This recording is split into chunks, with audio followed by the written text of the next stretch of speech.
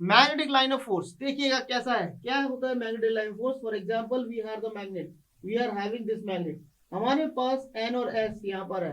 तो magnetic lines कैसे निकलती है भैया, आपको पता है कि मैग्नेट से मैग्नेटिक लाइंस इस तरह निकलती हैं, ठीक है। ये आपका मैग्नेटिक लाइंस है,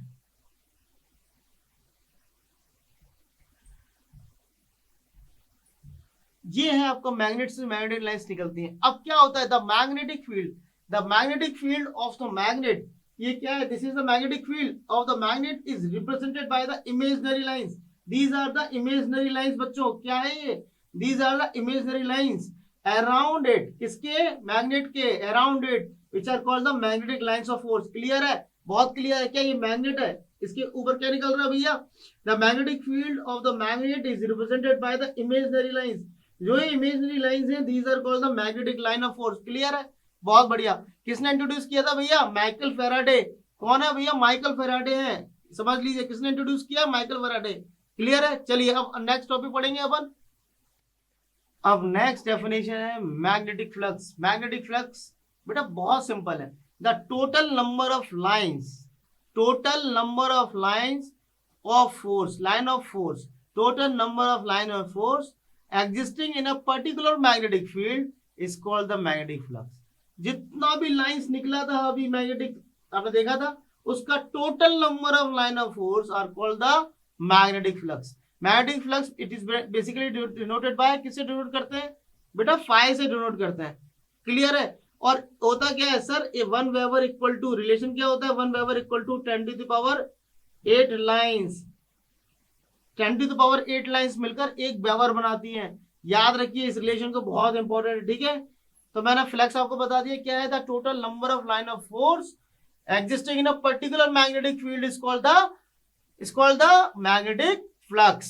क्लियर है, रिप्रेजेंट करेंगे फाइव से, और 1 weber equal to 10⁸ lines. Clear है, चलिए अब नेक्स्ट डेफिनेशन बहुत सिंपल है, वो क्या है, जब फाइव पढ़ लिया तो अब बी पढ़ लेते हैं। बी क्या होता है, flux density, magnetic flux density represented by B, B से रिप्रेजेंट करते हैं।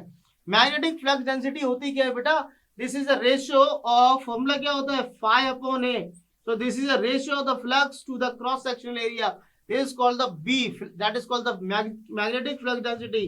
और यूनिट क्या होती है, फाई की होती है वेबर, ए की क्या है मीटर स्क्वायर, तो वेबर पर मीटर स्क्वायर। और दूसरी यूनिट क्या होती है बेटा, आपने ऐसा यूनिट पढ़ा होगा इसका, क्या, टेस्ला, ये टेस्ला होती है। बी क्या है बेटा, ये कौन सी है, मैग्नेटिक फ्लक्स डेंसिटी, वो क्या है ये आपका मैग्नेटिक फ्लक्स डेंसिटी, इसको क्या बोलते हैं हिंदी में, चुंबकीय फ्लक्स घनत्व। ठीक है, यही आपने पढ़ा है। चलिए अब दूसरी हम नेक्स्ट डेफिनेशन पढ़ लेते हैं, छोटी छोटी डेफिनेशन है, बहुत आसानी से आपको समझ में आ जाएगी, ठीक है। अब हम पढ़ने वाले हैं नेक्स्ट डेफिनेशन जो है मैग्नेटिक फील्ड स्ट्रेंथ। कहीं कहीं पर इसका नाम मैग्नेटिक फील्ड इंटेंसिटी होता है। क्या बोला मैंने, एक बार और बोल रहा हूं, मैग्नेटिक फील्ड इंटेंसिटी या स्ट्रेंथ, बात एक ही है, ठीक है ना। तो मैं इसको स्ट्रेंथ लिख रहा हूं, ओके। किससे रिप्रेजेंट करते हैं बेटा, एच से रिप्रेजेंट करते हैं। किससे रिप्रेजेंट करते हैं, एच से। फॉर्मूला क्या होता है सर, फॉर्मूला बहुत सिंपल है, H equals to N upon L, ये फॉर्मूला है इसका। क्या बोलते हैं, एन क्या है, ampere turn, so it is a ratio of the ampere turn to the length. Simple सी डेफिनेशन है, ampere turn upon length, this is called the magnetic field intensity. Clear है, कहीं कहीं पर इसका यूनिट क्या होता है, एटी, मतलब एम्पियर, लेंथ मतलब 80 पर metre, this is called the magnetic field strength. Clear है, इंटेंसिटी बोलते हैं इसको, चुंबकीय क्षेत्र की तीव्रता हिंदी में बोलते हैं इसको। क्लियर है, चलिए अब देखिए बहुत इंपॉर्टेंट है, एक डेफिनेशन आपके सामने आ रही है, वो है परमेबिलिटी। परमेबिलिटी क्या होती है, कुछ नहीं है बेटा, इट इज एबिलिटी। क्या है, परमेबिलिटी को मैं क्या बोल रहा हूं, इट इज एबिलिटी, किसका, it is ability with which the magnetic material force, the, क्या बोला, द, एक बार मैं बोल रहा हूं, देखिए परमेबिलिटी क्या, it is an ability with which the magnetic material force the magnetic flux through the given medium। Clear है, गिवन मीडियम किसी भी परमेबिलिटी क्या है, it is ability with which the magnetic material force the magnetic flux through the given medium. अब ये कितने type की होती है बेटा, दो टाइप की होती है परमेबिलिटी। पहला होता है एब्सोल्यूट परमेबिलिटी और दूसरा होता है रिलेटिव परमेबिलिटी। किससे डिनोट करते हैं परमेबिलिटी को बेटा, म्यू से डिनोट करते हैं। एब्सोल्यूट परमेबिलिटी क्या होता है वही बताऊंगा। एब्सोल्यूट परमेबिलिटी आपका म्यू जीरो से डिनोट करते हैं। क्या होता है absolute permeability, it is a ratio of B upon H, ठीक है ना, it is a ratio of B upon H, absolute permeability, ठीक है, क्लियर है। और आपका रिलेटिव परमेबिलिटी क्या होता है, that is called the mu equals to mu zero mu R is a relative permeability. Relative permeability में क्या करना होता है, it is noted by mu mu R और mu zero, this is denoted by mu zero, this is denoted by mu are.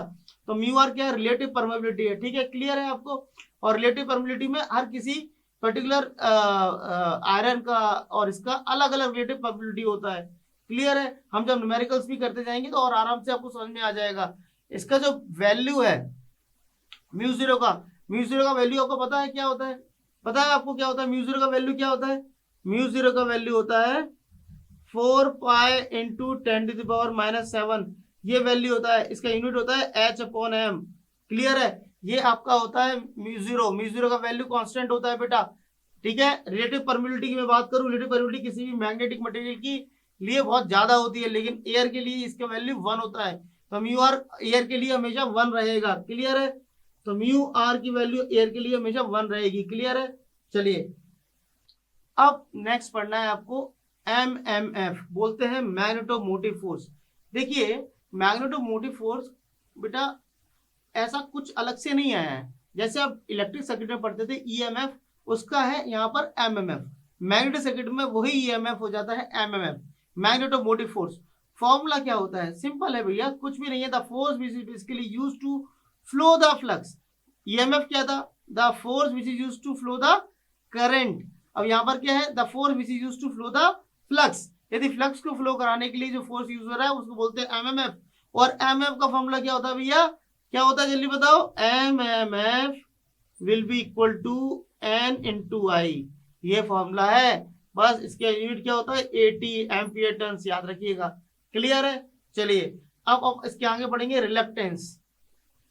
Reluctance क्या है, reluctance क्या है बेटा बताएगा कोई, किससे डिनोट करते हैं रिलक्टेंस, रिलक्टेंस डिनोट करते हैं हम एस से। किससे डिनोट करते हैं, एस से। रिलक्टेंस क्या है, देखिए इलेक्ट्रिकल सर्किट के अंदर रेजिस्टेंस पड़ा है, रेजिस्टेंस पड़ा है, क्या होता है resistance, which offered to opposition of flow of current. यहां पर रिलक्टेंस जस्ट उसका सेम काम करता है। रिलक्टेंस किसमें अपोजिशन ऑफर्ड करेगा, फ्लक्स फ्लो करने में, which opposes the flow of flux, that is called the reluctance. Reluctance और रेजिस्टेंस, मैग्नेटिक सर्किट की बात करेंगे तो रिलक्टेंस होता है मैग्नेटिक सर्किट में, इलेक्ट्रिक सर्किट में वही काम हमारा रेजिस्टेंस करता है, क्लियर है। चलिए इसका फॉर्मूला क्या होता है, एस का फॉर्मूला होता है भैया म्यू जीरो, ध्यान से देखिएगा, S is basically K L upon A, इसको अपन ए मान के चलते हैं। तो S is proportional to length upon cross sectional area, ये होता है। लेकिन इसका फॉर्मूला क्या होता है, इसका फॉर्मूला यदि प्रोपोर्शनल का मैं साइन हटा दूंगा या के कांस्टेंट आता है तो आ जाएगा 1 upon mu zero, sorry this is L upon mu zero mu R into A, this is the reluctance. ये रिलक्टेंस का फॉर्मूला है। और यूनिट क्या होती है भैया, देखिएगा यूनिट क्या होती है इसकी, जल्दी बताइए, एम्पियर पर वेबर, ये आपकी यूनिट होती है। कैसे निकाला भैया, रेजिस्टेंस का वैल्यू है वैसे निकाल लिया, रिलक्टेंस का भी यही होगा, क्लियर है। तो एम्पियर पर वेबर इसका यूनिट हो गया। अब और भी तरीके हैं, जैसे एमएमएफ, इसको रिलक्टेंस को कैसे और भी डिफाइन कर सकते हैं। एमएमएफ और रिलक्टेंस में भी रिलेशन होता है, कैसे होता है देखो, V इक्वल टू क्या होता है बेटा, आई आर होता है। तो V क्या है बेटा, ये ईएमएफ है, I क्या है यहाँ पर, I फ्लक्स है, और R क्या है, R रिलक्टेंस है। तो इसको मैं यदि इस लैंग्वेज में लिखूंगा मैग्नेटिक सर्किट की, तो ये होगा, ये आपका एमएमएफ इक्वल टू आई क्या है, फ्लक्स, और R यहाँ पर क्या बन गया, रिलक्टेंस, ये आपका रिलक्टेंस हो गया, ठीक है। तो आपका फॉर्मूला क्या निकलेगा रिलक्टेंस का, यहाँ पर एमएमएफ अपॉन फ्लक्स, यही तो निकलेगा, यही फॉर्मूला है भैया। तो इसका यहीं से आपका यूनिट आ जाएगा ये आपका 80 पर वेबर होगा, यहाँ पर आपका 80 पर वेबर, ये आपका सॉरी ये एम्पियर पर वेबर होगा, और यहाँ पर 80 पर वेबर। और 80 पर वेबर को आप कहीं कहीं पर एम्पियर पर वेबर भी बोलते हैं। कंफ्यूज मत होना कि सर आपने यहाँ पर एम्पियर पर वेबर लिखा है, यहाँ पे 80 पर वेबर लिखा है। एम्पियर टर्न पर वेबर, ठीक है, ये इसका यूनिट है। 80 पर वेबर भी ले सकते हैं और एम्पियर पर वेबर भी ले सकते हैं। क्लियर है? तो आपका ये हो गया आपका रिलेक्टेंस। रिलेक्टेंस भी मैंने बता दिया। अब क्या बचा सर? अब कुछ नहीं, एक डेफिनेशन और बचा, वो बता रहा हूं आपको। देखिए